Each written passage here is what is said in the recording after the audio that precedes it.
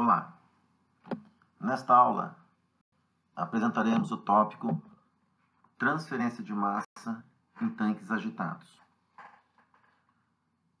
É importante o entendimento do fenômeno de transferência de massa nesse tipo de equipamento, conhecer a fluidodinâmica que ocorre nesse tipo de sistema. A base dessa fluidodinâmica que a gente vai apresentar nessa aula, ela está contida nesse livro, Operações Unitárias em Sistemas Particulados e Fluidomecânicos. É um tipo de assunto que usualmente a gente encontra quando se estuda operações unitárias de agitação e mistura.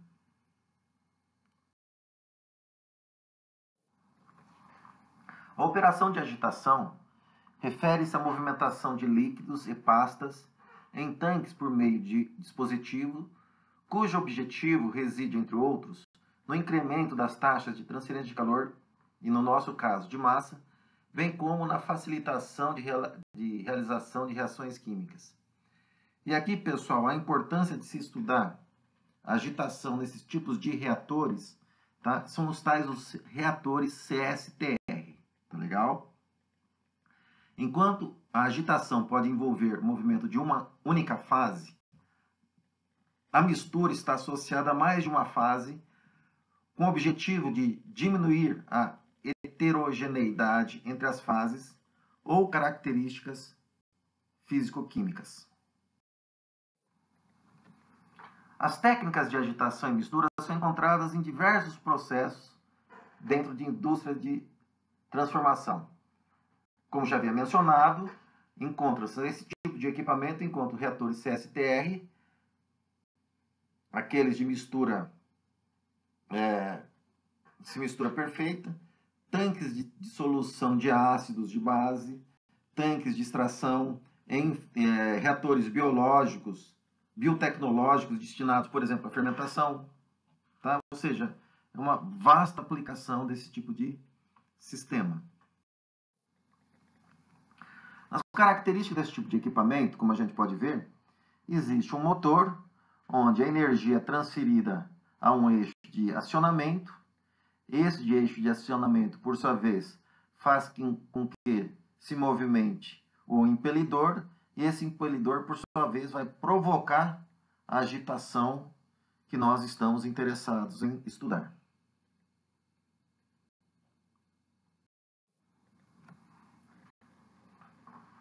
Esse slide apresenta as características geométricas clássicas de um tanque agitado. Chama a atenção para vocês, no qual o diâmetro do tanque, nesta situação, ele é indicado pela letra T maiúscula, tá? Sendo que D é o diâmetro do impelidor, tá ok, gente? E esse M que vocês estão vendo aí é o número de rotações, por exemplo, em RPM, em RPS, e as demais dimensões, a gente vai ver um momento oportuno, elas se relacionam, por exemplo, ou com o diâmetro do tanque ou com o diâmetro do impelidor. Ok? Em outras palavras, por intermédio de tais relações, ao se determinar o diâmetro do tanque, T, consegue-se obter os demais parâmetros, exceto N, o número de rotações do impelidor. Ok? Na dependência do tipo de impelidor, tá legal? Da construção do equipamento, existem os padrões de fluxo, dentre os quais o fluxo radial, no qual o líquido é inicialmente dirigido para a parede do reservatório ao longo do raio, como vocês podem ver nessa ilustração. É adequada para agitação de fluidos poucos viscosos, dispersões de gases em líquidos e mistura de fluidos. Já a componente axial de velocidade é caracterizada por apresentar direção paralela ao eixo de acionamento. Nesse tipo de fluxo, como vocês podem ver, o líquido ele é dirigido para a base do reator. Notem que existe o escoamento ao longo do eixo, tá? que faz com que rode o nosso impelidor. É apropriado para a fabricação de emulsões de baixa viscosidade, insolubilização e para reações químicas. Inapropriados para suspensões rapidamente sedimentáveis em absorção de gases. Um outro padrão de fluxo é um fluxo tangencial, que propicia o movimento circular ao redor do eixo ao redor do eixo de acionamento, como vocês podem ver na ilustração em movimento. Ele é utilizado, pessoal, para fluidos newtonianos de viscosidade elevada e para fluidos não newtonianos que apresentam alta consistência, como aqueles encontrados na indústria de alimentos.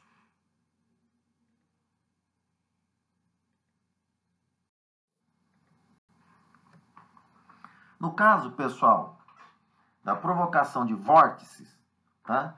Vórtice pode acontecer devido à componente tangencial, tá legal? O fato dela apresentar uma mistura circular, ela pode criar vórtices na superfície, causando a estratificação em vários níveis, sem realizar a mistura axial entre tais níveis. Para quebrar esses vórtices, adicionam chicanas. Quem são essas chicanas? Observe como apontado na ilustração, são placas, tá legal? Dispostas ao longo da circunferência do equipamento, que ela vai quebrar o movimento da solução de tal maneira que diminua a geração de vórtices. E com isso, provoca uma melhor homogeneização da suspensão ou da solução em análise.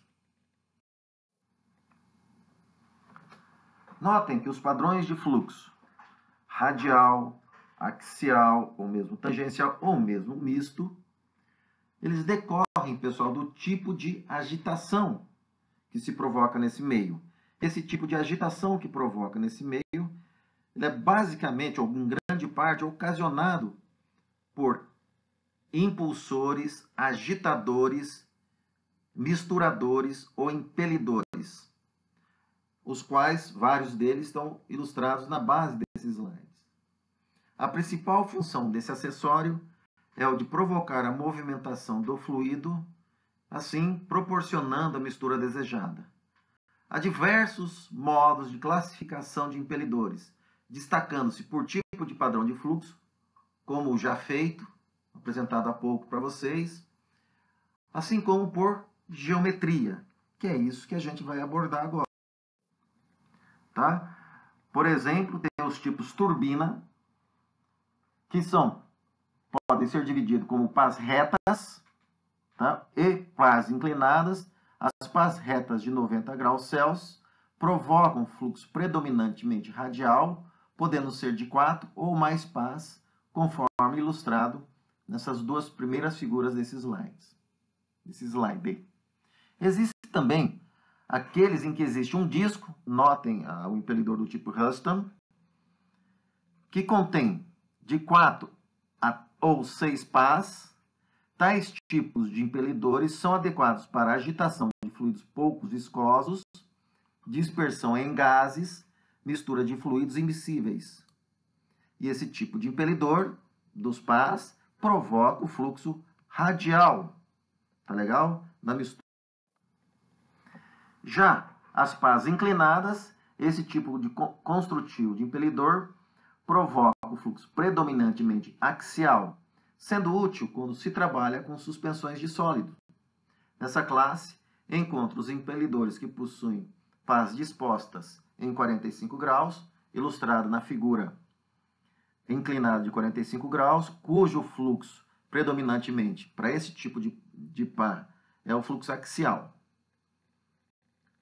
Assim como existem aquele de alta eficiência hidrofoil, conforme apresentado aí para vocês na ilustração, e ela provoca o fluxo misto. O que é o fluxo misto, pessoal? São os diferentes fluxos, tanto, por exemplo, axial como radial, no mesmo tipo de movimentação do fluido. Isso vai auxiliar quem? Vai auxiliar homogeneização do nosso sistema, portanto, sendo mais adequada. E os impelidores tipo hélice, como, por exemplo, a hélice naval, apresentada na primeira figura do lado esquerdo do slide de vocês. Ela transforma o movimento da rotação do motor em movimento linear, ou seja, o axial, promovendo o bombeamento no interior do tanque, ocasionando menor tempo de mistura quando comparado aos impelidores tipo turbina e pás. São apropriados para a fabricação de emulsões de baixa viscosidade, em solubilização e para reações químicas, inapropriadas para suspensões rapidamente sedimentáveis em absorção em gases.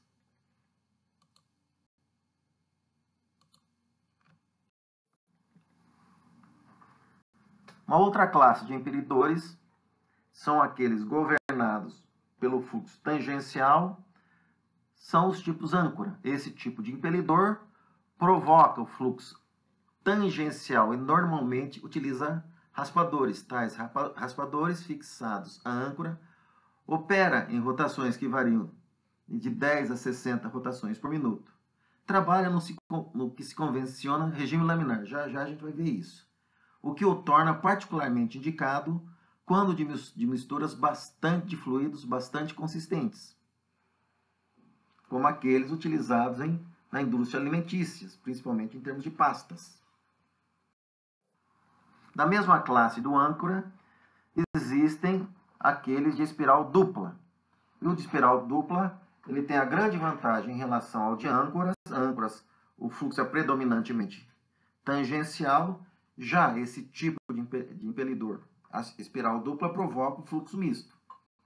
Ele provoca o padrão de escoamento misto devido ao movimento das pás, sendo que as pás internas, aquela menorzinha ao longo do eixo, joga o fluido para baixo e a externa para cima. Ele é utilizado para fluidos newtonianos de viscosidade elevada e para fluidos não newtonianos de alta consistência, como aqueles encontrados na indústria de alimentos. Tais características são típicas do regime laminar. Opera com alta relação entre o diâmetro do impelidor em relação ao diâmetro do tanque, conforme apontado aí, pessoal. Tá? D é o diâmetro do impelidor e T é o diâmetro do tanque.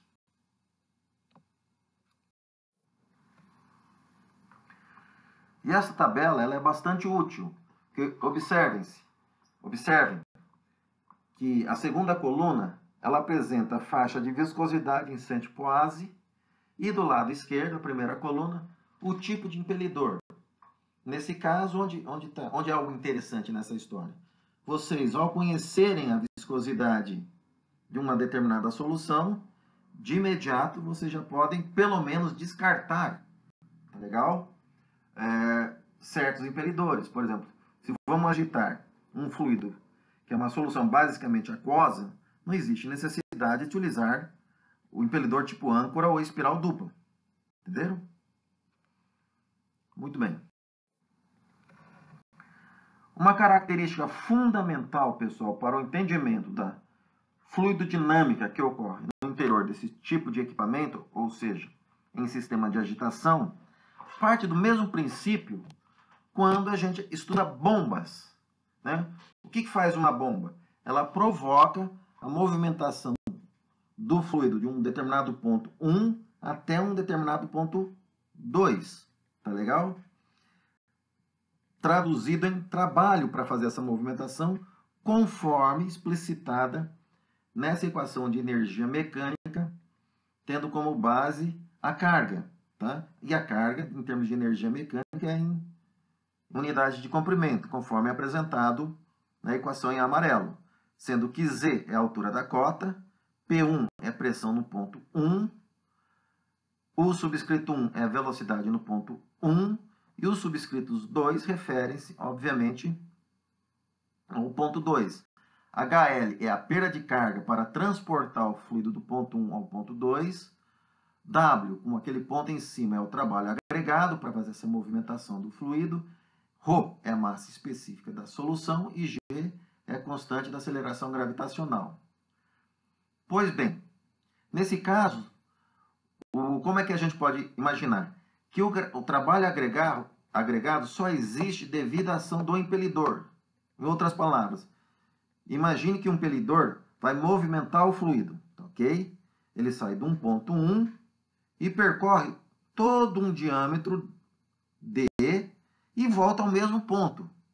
Ou seja, o ponto 1 e o ponto 2 estão na mesma altura de cota, ou seja, Z1 é igual a Z2, portanto, P1 é igual a P2 e U subscrito 1 é igual a U subscrito 2. Tá legal? Porque eles percorrem uma distância circular sem haver a variação de cota.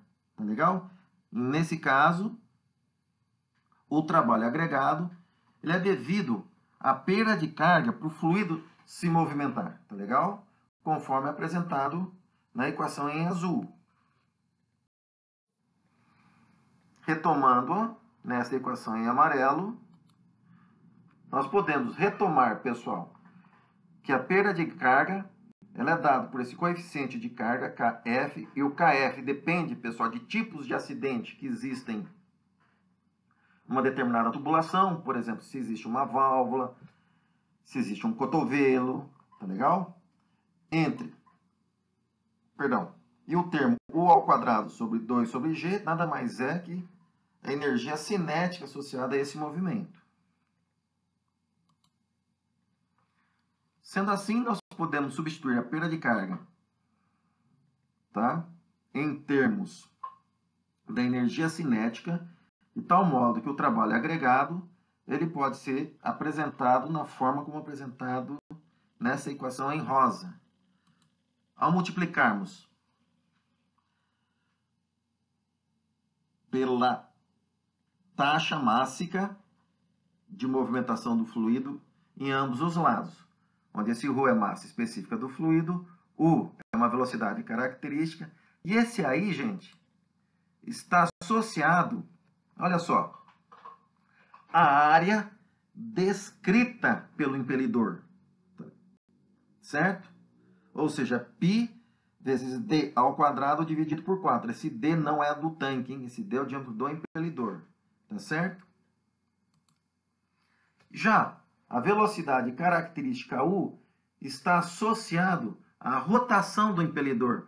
Notem que a rotação do impelidor, o M, ele é 1 sobre tempo multiplicado pelo diâmetro, dá uma unidade de velocidade, tá ok? Lembre-se, N é rotação por minuto. Qual a unidade, por exemplo? É 1 sobre minuto.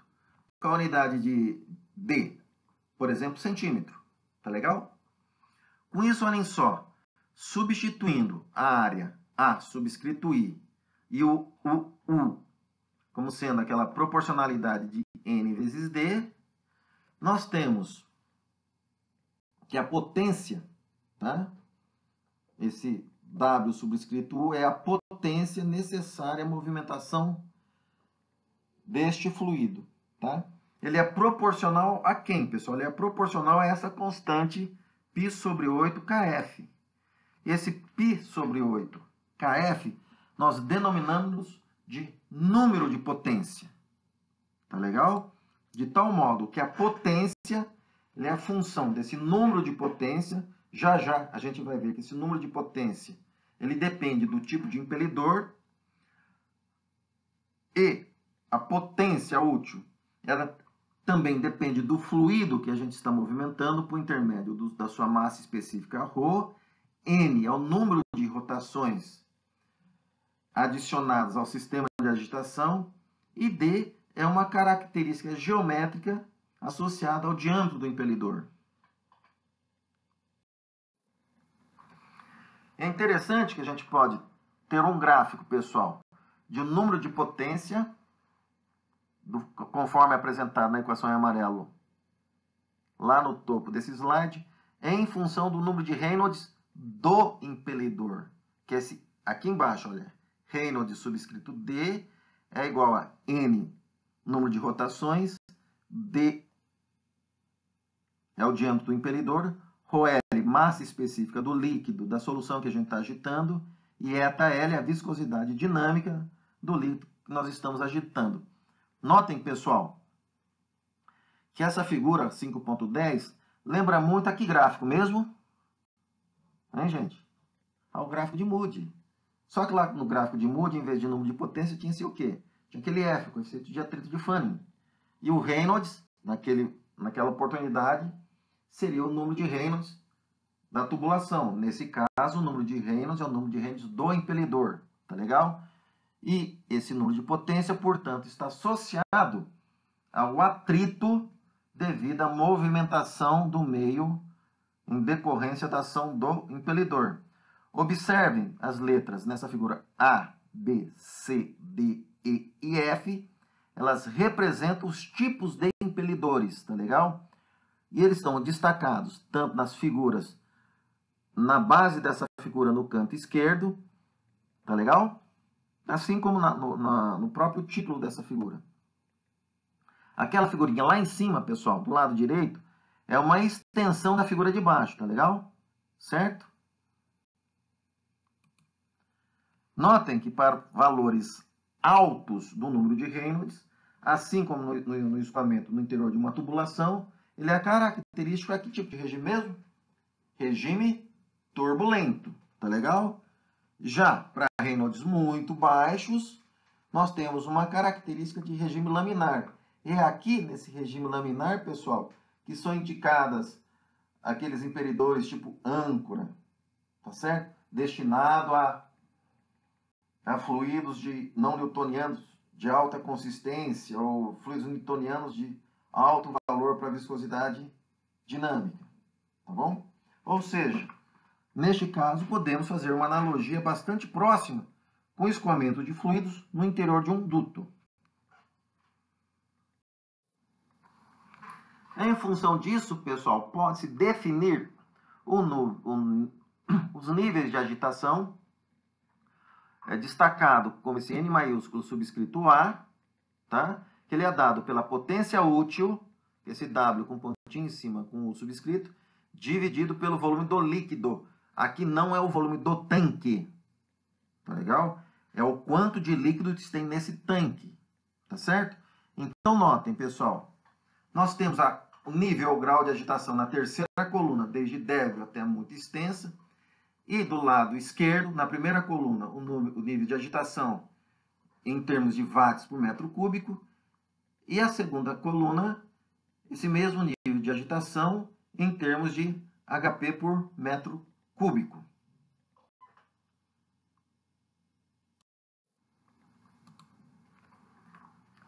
Desse nível de agitação, nós podemos associar, pessoal, esse volume útil de líquido, hein? Lembrando que não é o volume do tanque, é o quanto de líquido a gente tem no tanque. A gente pode apresentá-lo em termos de uma vazão volumétrica de bombeamento, tá legal? Bem como o tempo de mistura. Quanto tempo, teoricamente, com essa movimentação, a gente está misturando a nossa solução, tá legal? Com isso, define-se um número de mistura, que é esse N subscrito tal, como sendo tal vezes N, onde esse N apresentado aí é o número de rotações, tá? Esse sem subscrito. Observem que essa figura, esse gráfico apresentado aí para vocês, ele dá esse número de mistura, esse N subscrito tal, em função do número de Reynolds do impelidor, tá? Notem, pessoal, são os diversos tipos de impelidores apresentados nesta figura. Eu destaco, por exemplo, observe que existem as relações geométricas D sobre T, tá legal? No caso, vocês podem ver que existe hélice especificamente para D sobre T igual a 1/6, mas também existe hélice para D sobre T igual a 1/3. Tá? Como havia mencionado, o número de Reynolds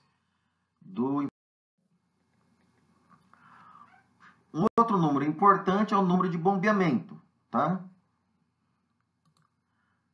Onde esse número de bombeamento, nós podemos associá-lo, que é a vazão volumétrica de bombeamento, que é a velocidade, que é proporcional. Nesse caso, isso, Tá certo? Velocidade vezes área. Isso aí é a unidade, olha só, velocidade centímetro por segundo, a área centímetro ao quadrado, centímetro cúbico por segundo. Bem, sabemos que a velocidade característica é o número de rotações multiplicado pelo diâmetro do impelidor, tá? Assim, a vazão volumétrica de bombeamento é proporcional ao número de rotações por d ao cubo. De onde veio esse d ao cubo, pessoal? Veio do AI. Quem que é o AI? É π d ao quadrado dividido por 4. Tá legal? Ah, vocês vão falar, professor, mas onde está o π dividido por 4? Ele sumiu, é por isso que tem essa proporcionalidade no QP proporcional a n d ao cubo, tá ok? E essa proporcionalidade e essa igualdade, pessoal, notem nessa última equação, esse QP igual a esse N subscrito Q. Esse N subscrito Q, ele denomina-se de número de bombeamento, tá ok?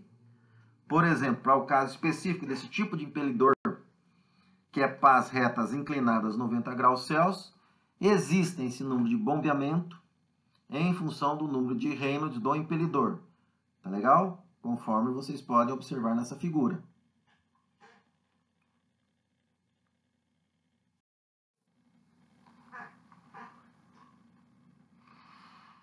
E esses slides, pessoal, é para encher os olhos de engenheiras e engenheiros. O porquê? Esse slide ilustra o projeto clássico de um tanque de agitação. Por que um projeto clássico? Notem, nesse caso específico, um tanque necessariamente de 4 chicanas. Nós temos todas as relações geométricas em função do diâmetro do tanque. Perceberam?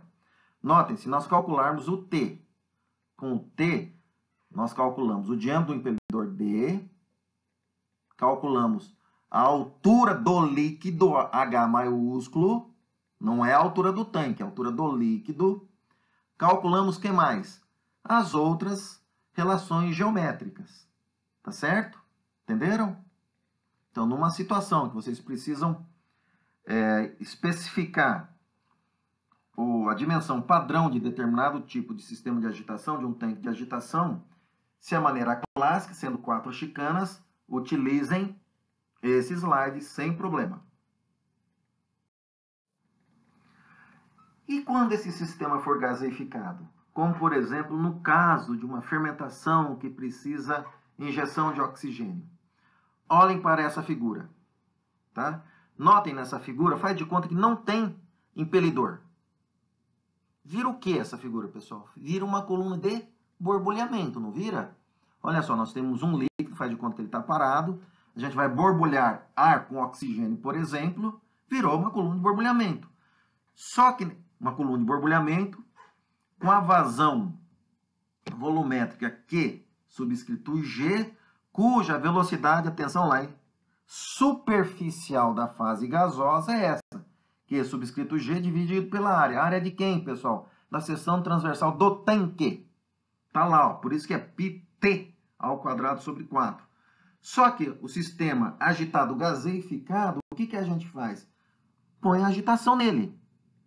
Tá legal? Conforme representado por esse N.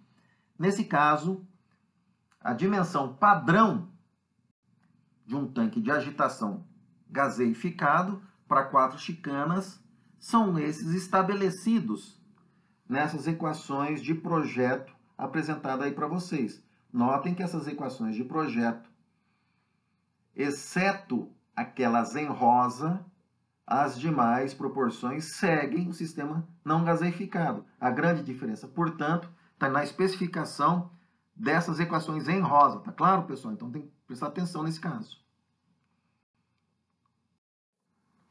E aqui é o seguinte. Como é que fica a potência, tá, de um sistema gaseificado? Nesse caso, pessoal, a gente precisa conhecer qual seria a potência sem a injeção do gás, tá legal? Ou seja, a potência útil dele, conforme apresentado nessa equação em amarelo, que essa equação em amarelo, ela retoma aquela figura apresentada anteriormente. O que acontece, pessoal? Notem, quando a gente começa a injetar gás no nosso tanque, quando a gente começa a injetar gás no nosso tanque, a gente começa a diminuir a resistência do líquido, tá legal? Para ser agitado. Por quê? Porque nós estamos adicionando gás nele, nós estamos diminuindo a massa específica do meio a ser agitado. E com isso, diminui quem, pessoal? Diminui a potência útil de agitação. Então, observe nessa figura no eixo Y que existe a relação do número de potência gaseificado em relação ao número de potência sem a gaseificação, tá? Sendo assim, para que a gente possa calcular o número de potência de um sistema gaseificado, primeiro a gente calcula o número de potência sem ele estar gaseificado, pela equação em amarelo, e conhecendo-se a vazão de gás, assim como o número de rotação do impelidor e o seu diâmetro, conseguimos calcular a potência útil de agitação do sistema gaseificado.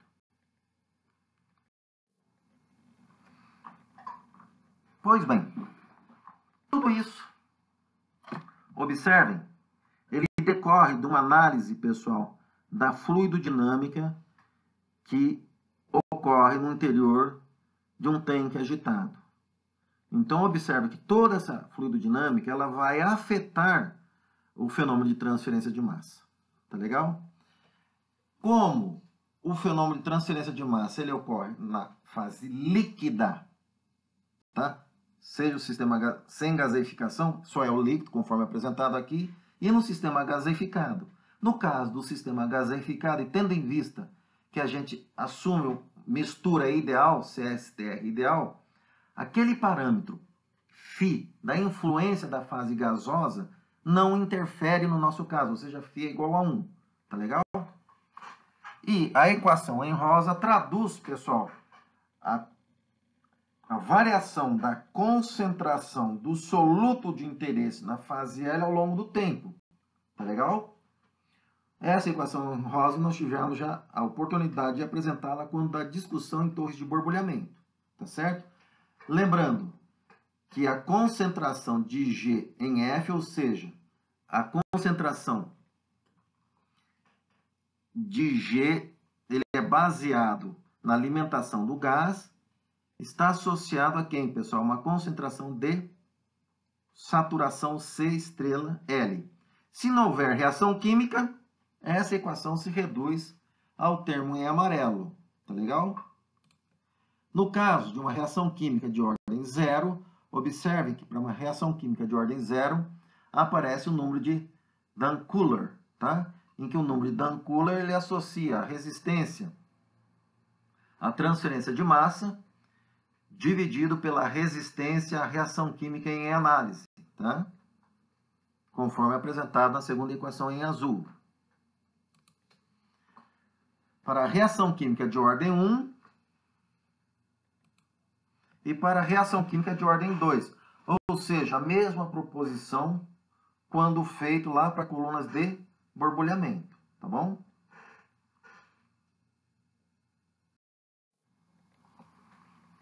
No caso de gás líquido, lembrando sempre, quando a gente fala gás líquido, pessoal, significa que o tanque é um sistema aerado ou um sistema gaseificado, tá legal? Independentemente se ele é gaseificado, quem controla o fenômeno de transferência de massa é a fase líquida, tá?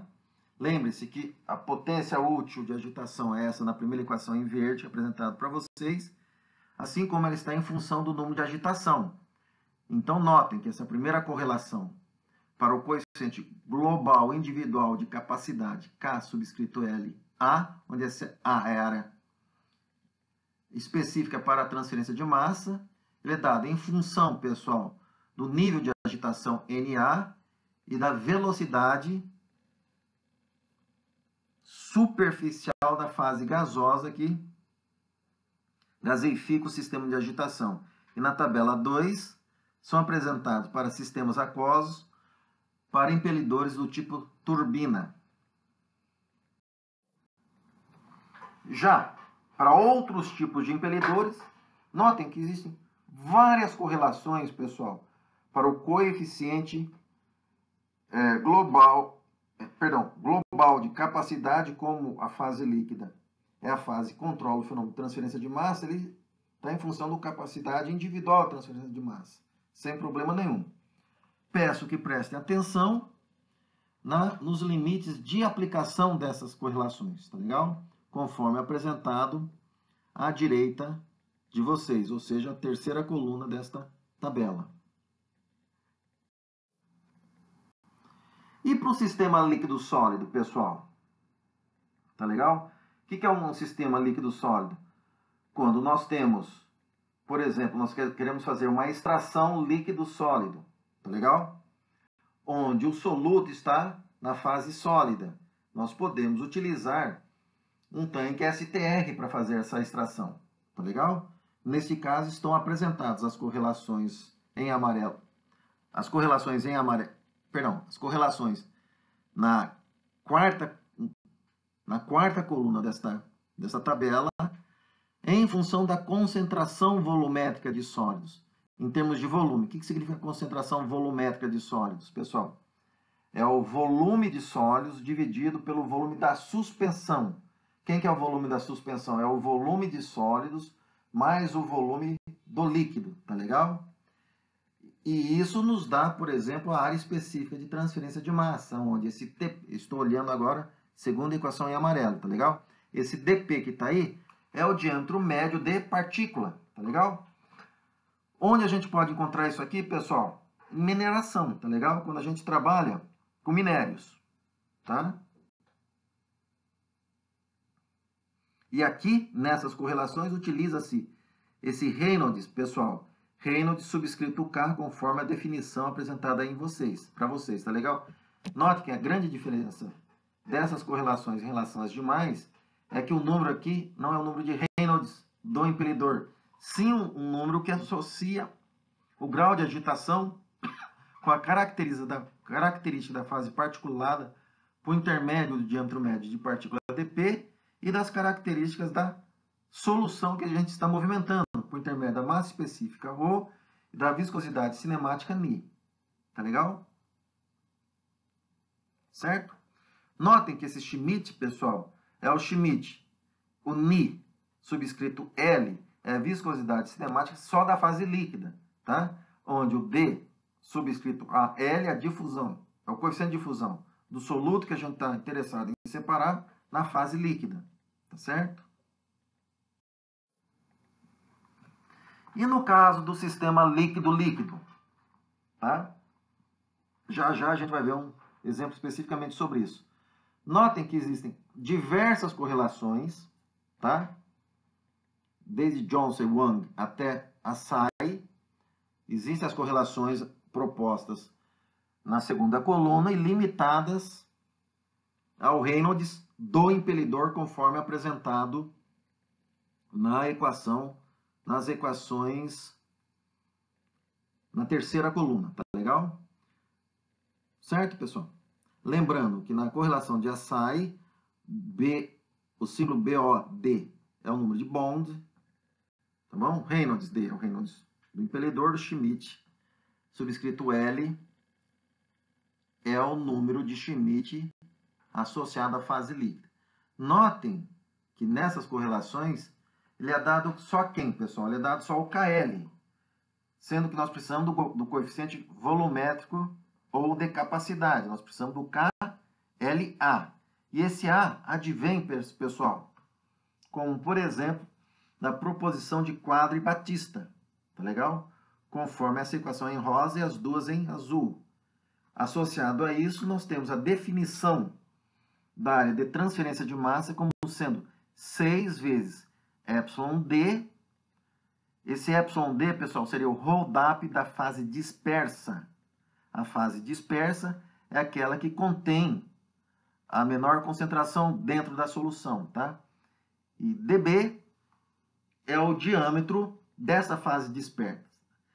Usualmente, pessoal, essa fase dispersa, tá legal? Imagine um líquido que existem gotas nesse líquido, tá legal? As gotas são as fases dispersas, Quer ver um exemplo clássico? Imagine um copo d'água. Pingue um pouquinho de óleo comestível em cima dela. Vai ficar aquelas manchinhas na água? Pois é, aquelas manchinhas fase dispersa, tá legal? É o subscrito D. E o dB é o diâmetro dessas gotas, certo? Com isso, vamos pegar um exemplo exatamente do contato líquido-líquido, tá? Em sistemas agitados. Para isso, vamos dar o exemplo de biodiesel, tá legal? Pois bem, a crise energética mundial e a preservação do meio ambiente direciona a atenção da sociedade para fontes renováveis de energia.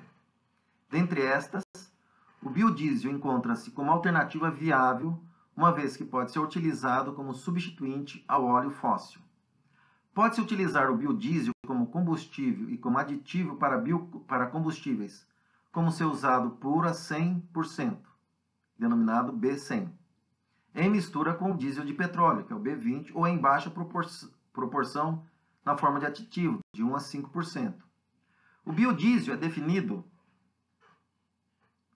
como sendo um monoalquil éster de ácidos graxos, derivado de biomassa renovável, obtido usualmente por meio de reação catalítica de transesterificação, em que ocorre a transformação de triglicerídeos em moléculas menores de ésteres e de ácidos graxos, possuindo características similares às do combustível fóssil.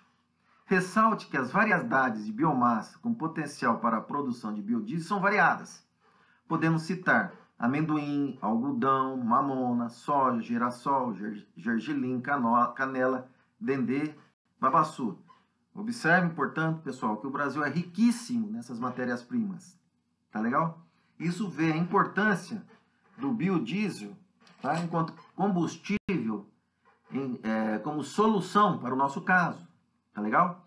Em sendo assim, dada a importância tecnológica da aplicação do biodiesel, considere a situação em que se obteve biodiesel utilizando-se óleo de soja, e o óleo de soja são dadas a sua viscosidade cinemática de 31,4 centistokes, a massa específica 0,92 gramas por centímetro cúbico, em metanol com 1% de catalisador. E são dados, para esse caso, a viscosidade dinâmica de 1,064 centipoase e ρ 0,83 gramas por centímetro cúbico e a tensão superficial de 22,6 din por centímetro. Nota então, pessoal, que a fase dispersa, nesse caso, é o óleo de soja, tá legal? Nesse caso, empregou-se um CSTR. Lembrando, CSTR é o tanque com agitação, hein? Com chicanas, cujo impelidor é do tipo turbina de Huston, de diâmetro do impelidor, hein? Não é diâmetro do tanque, não. Tem esse D aí, ó. Esse D é igual a 3,5 e foi dada a rotação de 350 RPM.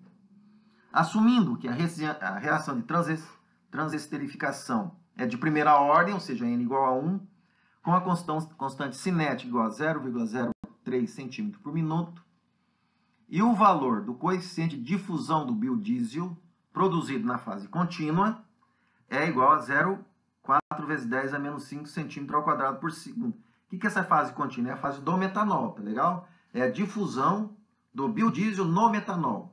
Lembrando que o biodiesel é a fase dispersa e o metanol é a fase contínua, tá legal? Obtém a distribuição ao longo do tempo do rendimento de produção do biodiesel. Compare o resultado obtido com aquele obtido experimentalmente por Pattern em 2017. Rendimento, pessoal, nada mais é que a concentração adimensional do biodiesel multiplicado por 100%. Tá legal? Vamos lá.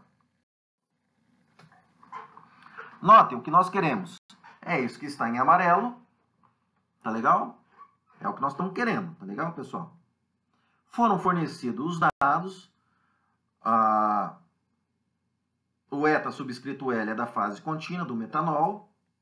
Tá? Notem que foi dado 1,064, já transformado em poase, unidades coerentes, gramas por centímetro por segundo. Foi dada a massa específica em gramas por centímetro cúbico e foi dada a tensão superficial. Então, note as primeiras informações correlações dizem respeito à fase contínua, ou seja, ao metanol.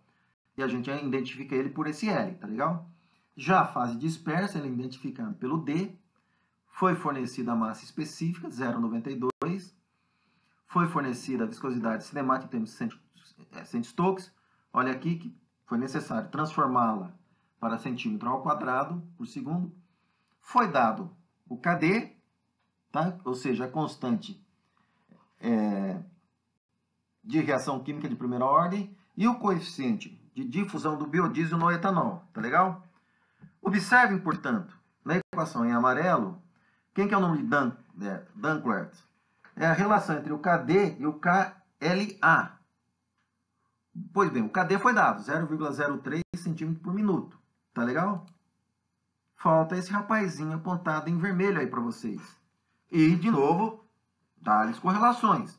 Então, neste caso, nós temos que identificar qual é a correlação adequada entre essas quatro apresentadas aí.